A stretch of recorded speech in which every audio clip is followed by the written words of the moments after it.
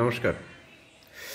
শীত পড়েছে, আর শীত পড়ার সাথে সাথে আমার নাক দিয়ে জল পড়তে শুরু করেছে। ঠান্ডা লেগে গেছে। একদিন জানলা খোলা ছিল, ব্যাস।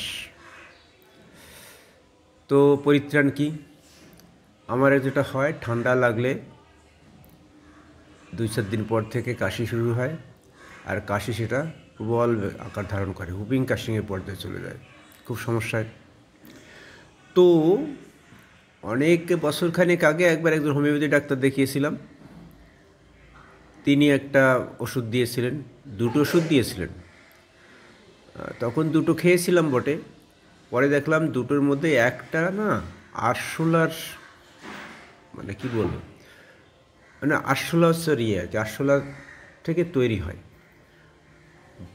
আরশোলা ছোটোবেলা থেকে এটা ঘেন্না ঘেন্না করে আসছি, সুতরাং আরশোলা খাবো, ওটা ত্যাগ করলাম। আরেকটা যে ওষুধ, সেইটা আনলাম, মাদার টিংসার। দিয়েছিল 20 ফোঁটা করে খেতে জলের সাথে মিশিয়ে। কিপটি মানুষ, আমরা বেশি দিন টিকবে, 10 ফোঁটা করে খাওয়া শুরু করলাম। মানে খাওয়া শুরু করলাম কখন? যখন সত্যি সত্যি কাশিটা খুব প্রবল আকার ধারণ করেছে, হ্যাঁ, তখন।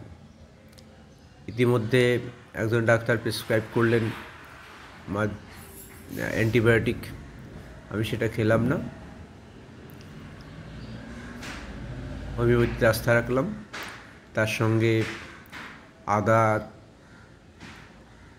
মধু, যা বলে ঘরোয়া যে টোটকাগুলো বলে সেগুলো, ফলে আপাতত নাক থেকে জল ঝরা কমেছে, কাশিও কমেছে।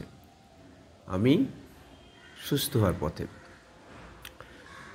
সুতরাং এটা একটা ভালো আর টোটকা, আমার অভিজ্ঞতার টোটকা।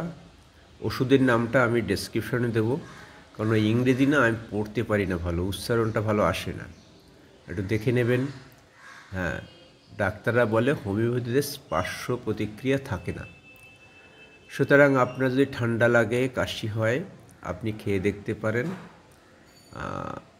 হয়তো ভালো হবেন। আমি তো ভালো আছি। অ্যালোপ্যাথি থেকে আমার হোমিওপ্যাথিতে একটু বিশ্বাস বেশি, আস্থা বেশি, মানে সাইড এফেক্টটা কম হয়, অন্তত বলে। তাই ভালো থাকবেন, সুন্দর থাকবেন।